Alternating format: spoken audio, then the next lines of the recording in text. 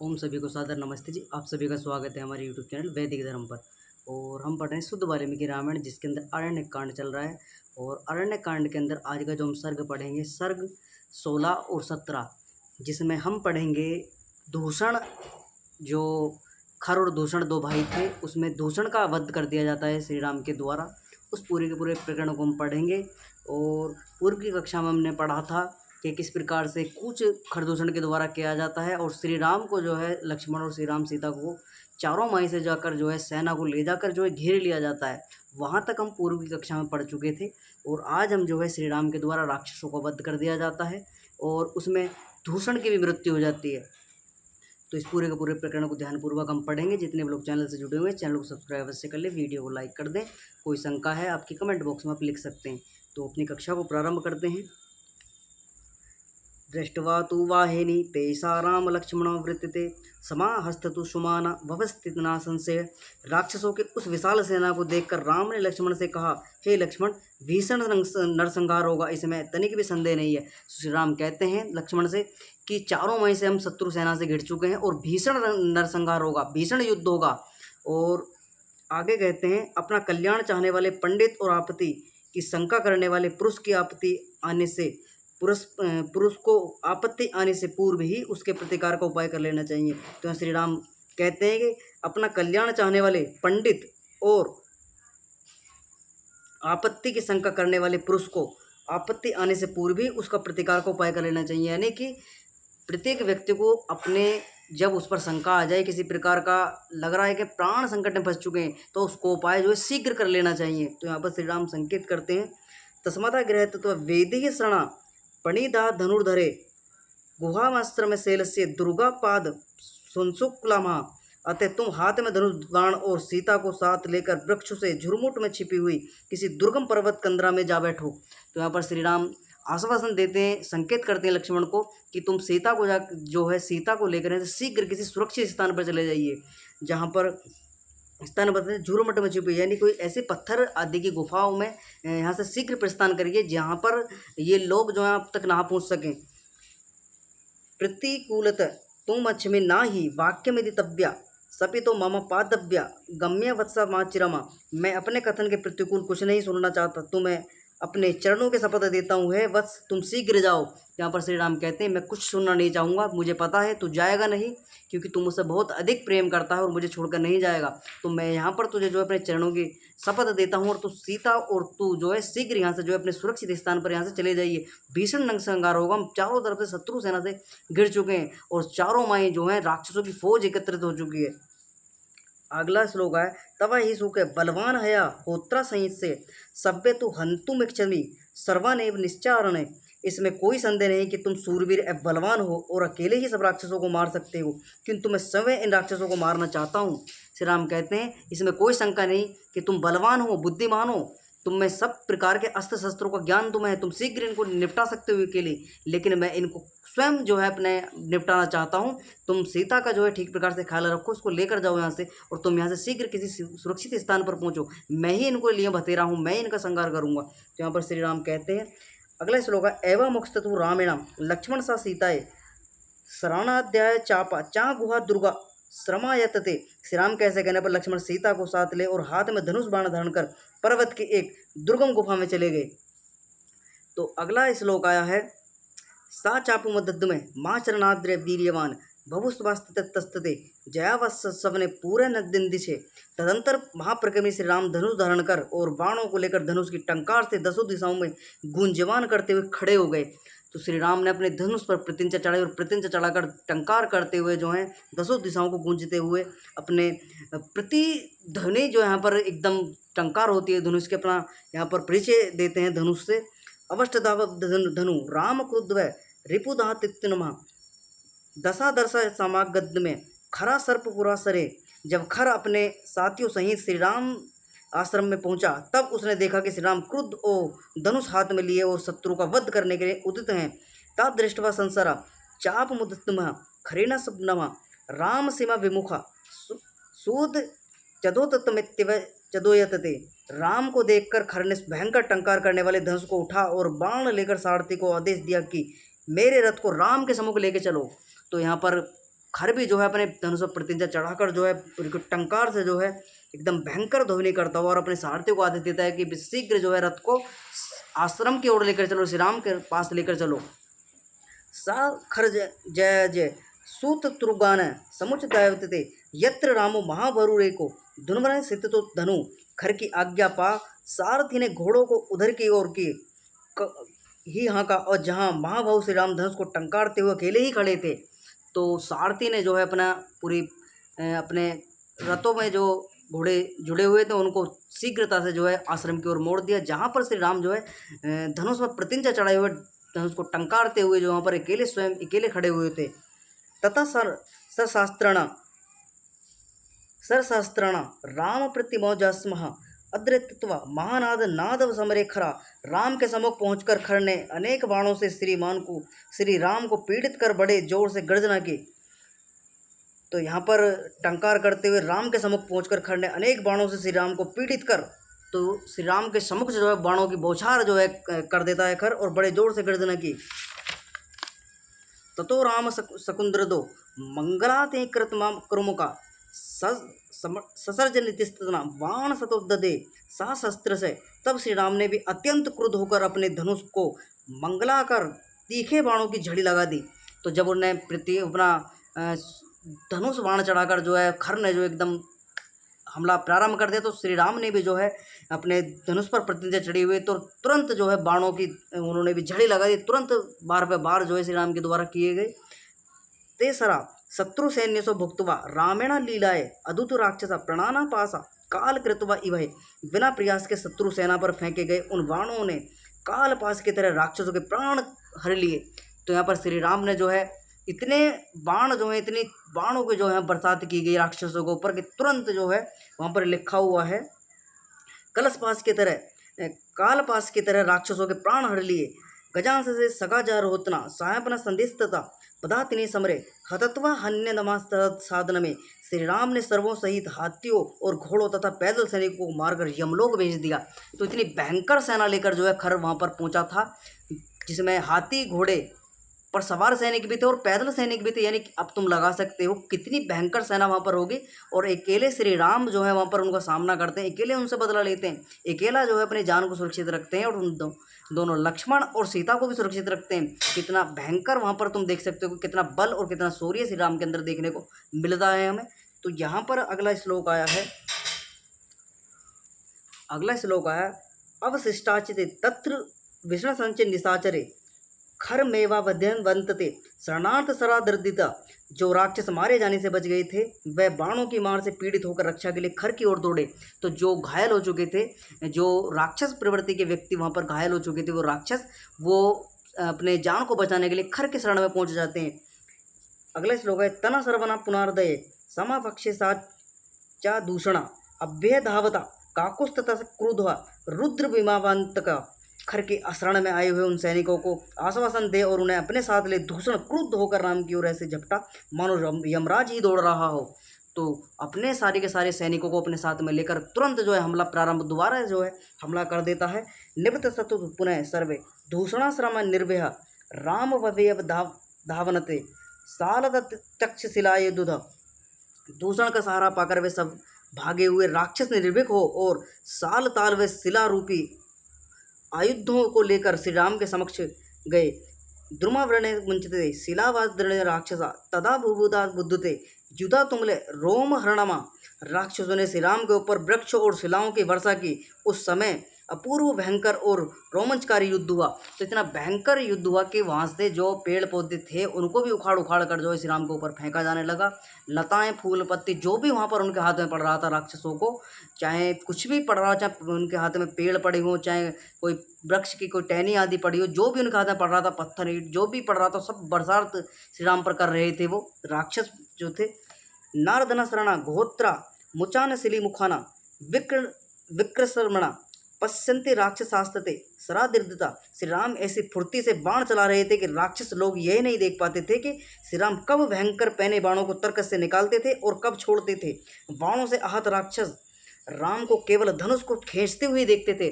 तो यहाँ पर एक चीज़ बहुत नोट करने वाली है कि इतनी फुर्ती, इतना भयंकर पराक्रम बल श्री राम के अंदर था कि जब वो बाण निकालते थे, कब वो बाण निकालते थे तरकस में से पता नहीं चल पाता था शत्रुओं को।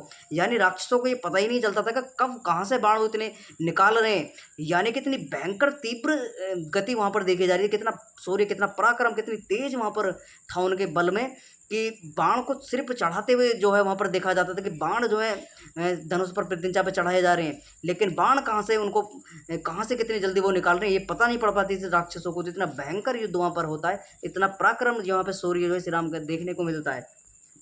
आगे लिखा है युगपत्पतनामाश्च युगपश्च हते पूर्वसमा युगपतत्वे निश्चय विकर्ण वसुधावतते। उन बाणों से कितने ही राक्षस एक साथ गिर पड़ते थे, कितने ही अत्यंत आहत होते थे और बहुत से एक साथ ही मूर्छित होकर गिर पड़ते थे। उन राक्षसों के शरीरों से वह रणस्थली ढक गई। तो इतना भयंकर नरसंहार वहाँ पर होता है उस युद्ध में कि बाणों से जो है कोई घायल, किसी के हाथ कट रहा है, किसी का सर कट रहा है, किसी का धड़ कट रहा है, किसी का कुछ कट रहा है, यानी कि पूरे के पूरे रक्त वहाँ पर जो है पूरा का पूरा मूर्छित होकर गिर पड़ते थे और राक्षसों के शरीर से वह रणस्थली ढक गई। यानी राक्षसों के शरीर, यानी कि इतने मृत्यु, इतने लाशें वहाँ पर जो हैं गिरी, उन राक्षसों का इतना वध वहाँ पर श्री राम के द्वारा किया कि वो रणस्थली जो है राक्षसों की मृत शरीरों से जो है भर उठी। आगे अगला श्लोक है तान दृष्टवा निताने संख्य राक्षसना परमात्रुणा न तत्र संयुता सक्ता राम परा पुरजनजयमा। बहुसंख्या आतुर राक्षसों को युद्ध में मारा हुआ देख जो राक्षस शेष बचे थे वह शत्रु जय श्री राम के प्रहार को ना सह सके और वहाँ से भाग खड़े हुए। तो जो बच गए थे, जो लगा कि वह मृत्यु ही हमारा आलिंगन करेगी, मृत्यु ही हमारा लास्ट है, वो वहाँ से देख कर जो है घर को छोड़कर जो है भाग गए वहाँ से। तो यानी कि इतना भयंकर युद्ध जो है वहाँ पर हुआ। अब हम अगला जो 17वां सर्ग पढ़ेंगे, इसमें दूषण का जो है वध कर दिया जाता है श्री राम के द्वारा, उस प्रकरण को हम ध्यानपूर्वक पढ़ेंगे। तो अगला सर्ग हम प्रारंभ करते हैं। दूषणस्तु समय सैन्य हान्य मन रक्षित शेर सस्तता कलपस्तते राघव संविकृतते। दूषण ने अपनी सेना को मारे जाते हुए देखकर वज्र तुल्य बाणों से श्री राम के ऊपर सर्ववृष्टि की। ततो रामा संस्कृत शुणुशास्य महाधजुन चिदेत समरे वीर तुब्रचा चतुर्हायन। तब श्री राम ने भी क्रुद्ध हो छुर नामक अस्त्र से दूषण के विशाल धनुष को काट डाला और 4 बाण चलाकर उसके रथ के चारों घोड़ों को भी मार डाला। तो श्री राम ने भी एक बाण के द्वारा चलाया, तो उस बाण का नाम भी लिखा है यहाँ पर। तो लिखा है तब श्री राम ने भी क्रुद्ध होकर छुर नामक, तो एक छुर नाम का कोई अस्त्र से दूषण के विशाल धनुष को काट डाला और 4 बाण चलाकर उसके रथ के चारों घोड़ों को भी मार डाला। हत्वा साशस्त्रे क्षीरस्त्र चंद्रेण सारथे शिरोजहार तक्षर क्षत्रिय विवास्तवे वक्षसी। घोड़ों को मारकर राम ने एक अर्धचंद्राकार बाण से दूषण के सारथी का सिर काट गिराया और 3 बाण दूषण की छाती में भी मारे। तो यहाँ पर श्री राम जो है प्रत्यंचा चढ़ाए हुए थे और इतना भयंकर नरसंहार वहाँ पर हो रहा था कि चारों घोड़े जो उसके रथ में लगे हुए थे, पहले चारों घोड़ों को समाप्त किया जाता है श्री राम के द्वारा, उनको मारा जाता है, फिर सारथी की गला काट दिया जाता है, सारथी का जो है सर धड़ से अलग कर दिया जाता है। फिर उसके बाद में 3 बाण जो हैं दूषण की छाती में मारे जाते हैं, दूषण जो है वहाँ पर घायल हो जाता है। सा चितवत दंदवा वीरतो प्रज्ञा परिदवे रणे दूषणों भव्य वर्धमा कुरुक्रमा निशाचरे। धनुष और रथ से हीन कुरुक्रमा राक्षस दूषण एक परिध उठाकर युद्ध क्षेत्र में श्री राम के ऊपर झपटा। तास्ते विपतत मानस्य दूषण से चा राघवा द्रव्य सारभ्य विच्छेद दे सहस्त्रो भरणो भुजे। दूषण को अपनी ओर आते देख श्री राम ने 2 बाणों से भूषणों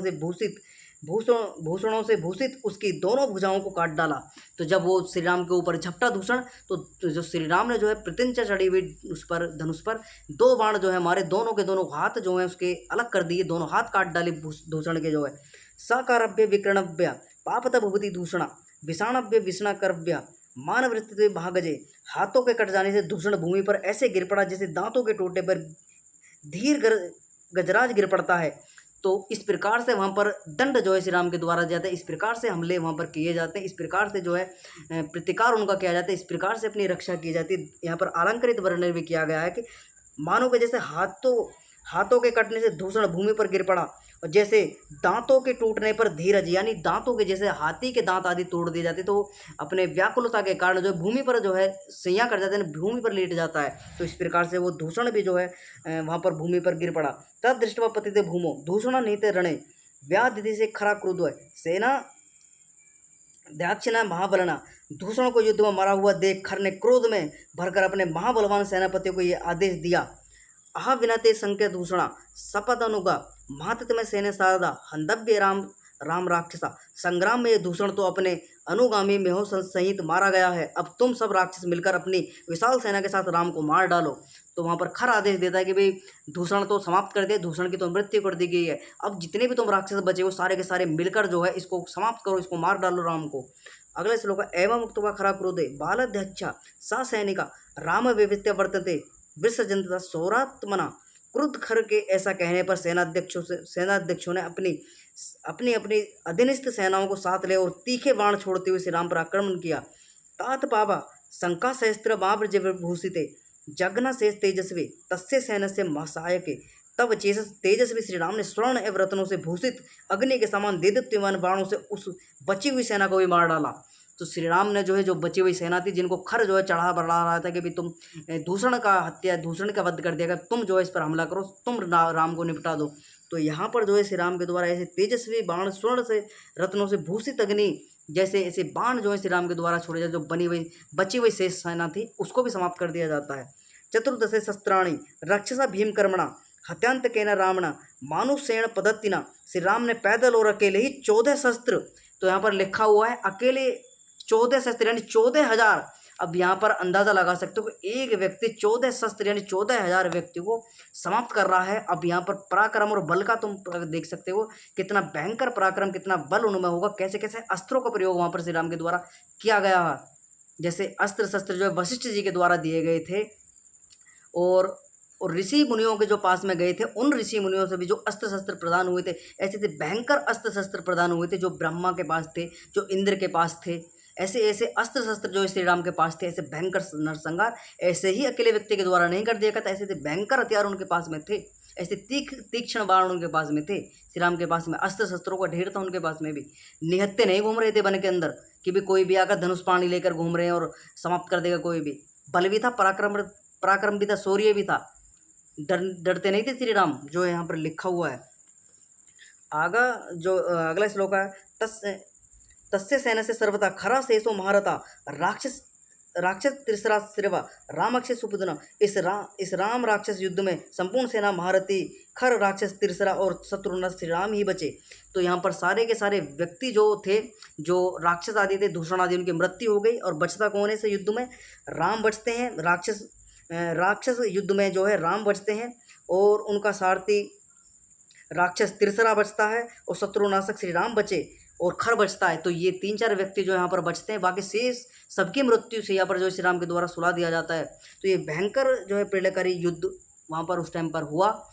तो ये पूरा का पूरा प्रकरण आपके समझ में आया होगा। तो यहाँ पर कुछ टिप्पणी की गई है। बहुत से लोग ये अंदाजा ये कुछ शंकाएं लोगों के मस्तिष्क में उत्पन्न हो गई होंगी कि 14,000 लोगों को कैसे एक अकेला व्यक्ति मार सकता है।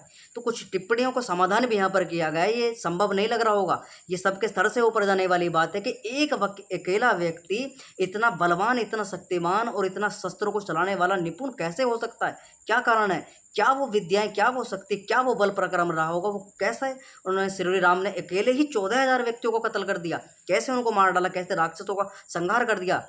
तो यहाँ पर उस टिप्पणी का भी समाधान यहाँ पर किया गया है। कुछ उदाहरण यहाँ पर वेद के मंत्रों के भी यहाँ पर दिए गए। तो यहाँ पर अथर्ववेद का मंत्र का उदाहरण यहाँ पर दिया गया है। कांड 1 सूक्त 35 मंत्र 1 का यद्वदना दाक्षिण्य हीण्य साता निकाय सुमान संयमना तथो बाध्यमय वर्चसे बाल्य दीर्घ युवत्व सता शारदा है। आचार्य शिष्य को उपदेश करते हैं कि मेधावी। तो यहाँ पर आचार्य किस प्रकार की शिक्षा देते थे गुरुकुलों में, ऐसे ही कोई व्यक्ति श्री राम नहीं बन जाता, ऐसे ही व्यक्ति को श्री कृष्ण नहीं बन जाता है। तो श्री राम बनने के लिए आचार्य कुल में जाना पड़ता था और आचार्य जो है जो शिक्षा दिया करते थे, ट्रेनिंग दिया करते थे अस्त्र शस्त्रों की चलाने की और ओज को तेज को बढ़ाने की, बल को बढ़ाने की, वो यहाँ पर जो है अथर्ववेद के अंदर मंत्र का टिप्पणी देकर जो मंत्र का यहाँ पर दृष्टांत देकर समझाया गया कि कैसे व्यक्ति 14,000 नहीं लाखों व्यक्तियों को जो है समाप्त कर सकता है। तो यहाँ पर बताया गया आचार्य शिष्य को उपदेश करते हैं कि मेधावी, ज्ञानवान, शुभ संकल्प से युक्त होकर सैकड़ों सेनाओं के बल की प्राप्ति के लिए जिस वीर्यों को अपने जीवन में धारण करते हैं, दीर्घ जीवन, तेज और बल के लिए उस वीर्य को अपने शरीर में संस्थापित करने के लिए मैं तुझे आदेश देता हूँ। तो यानी जो तेज होती है, जो धातु होती है हमारी, सातवीं धातु जिसको बोला जाए, जिसके कारण हमारा शरीर जो है ये चाल्यमान बनता है, गति करता है हमारा शरीर, हमारे शरीर के अंदर बल आता है, पराक्रम आता है, जिसके कारण जो है हम पूरा का पूरा शरीर जो है हमारा चलता है। उस तेज को, उस ओज को, उस वीर्य धातु को जो है बचाने के लिए यहाँ पर संकेत किया गया कि मंत्र में ब्रह्मचर्य की महिमा का वर्णन करते हुए कहा कि ब्रह्मचर्य से शांति का 100 सेनाओं का बल प्राप्त होता है। तो यहाँ पर 100 सेनाओं का, यानी 100, यहाँ पर लिखा है 100 सेनाओं का बल जो है एक व्यक्ति को प्राप्त होता है। श्री राम इस ब्रह्मचर्य व्रत में बंधे हुए थे। विवाह के पश्चात 12 वर्ष तक अयोध्या में रहे, 14 वर्ष तक वन में रहे, जिसमें 13 वर्ष तक अपनी पत्नी के साथ ही थे। 25वें वर्ष भी एक भी संतान उत्पन्न नहीं की श्री राम ने। तो इतना बल, इतना पराक्रम किस प्रकार से उनको प्राप्त हुआ, यानी कि 12 वर्ष तक जो है उन्होंने तपस्या रखी, ब्रह्मचर्य का पालन किया, 14 वर्ष तक जो है वन में रहे। इस प्रकार जो है 25 वर्ष में भी एक भी संतान उत्पन्न की। यदि आज का युवा होता तो लगभग 10-12 संतान उत्पन्न कर गया होता। तो यहाँ पर श्री राम बताते हैं कि किस प्रकार से अपने बल को, अपने तेज को, अपने धातु को बचाकर जो है श्री राम ने 100 सेनाओं का बल जो है अपने अंदर धारण किया हुआ था। ऐसे ही 14,000 राक्षसों का वध श्री राम के द्वारा नहीं कर दिया गया। ये संभव बातें हैं। उस समय पर इतने बल, इतना पराक्रम, इतना शौर्य, इतना तेज, इतनी बुद्धि उस समय पर हुआ करती थी, निपुण हुआ करते थे अपने अपने क्षेत्र में। तो यहाँ पर लिखा गया है कि यहाँ पर कुछ उदाहरण दिए गए, यानी आज का जो कोई युवा होता तो लगभग 10-12 बालक जो है आज के युग में पैदा कर चुका होता, अपनी धातु को नष्ट कर चुका होता। तो ये पूरा का पूरा प्रकरण हमने आज का पढ़ा, किस प्रकार से दूषण आदि का वध कर दिया जाता है, राक्षसों का संहार कर दिया जाता है श्री राम के द्वारा। कल की कक्षा के अंदर हम पढ़ेंगे जो है, कल की कक्षा के अंदर पढ़ेंगे दूषण आदि का जो है वध यहाँ पर हुआ। आज की कक्षा हमने पढ़ी, तो कल की कक्षा के अंदर पढ़ेंगे त्रिशिरा का वध और खर के साथ में युद्ध। कल की कक्षा के अंदर हम त्रिशिरा का वध और खर के साथ में युद्ध होता है, उस पूरे के पूरे प्रकरण को आप कल की कक्षा में के अंदर हम पढ़ेंगे। आज की कक्षा के जितने भी लोग चैनल से जुड़े हुए हैं, चैनल को सब्सक्राइब अवश्य कर ले, वीडियो को लाइक कर दें। कोई शंका कमेंट बॉक्स में आप लिख सकते हैं। आज की कक्षा में विराम करेंगे। सभी को सम सादर नमस्ते जी।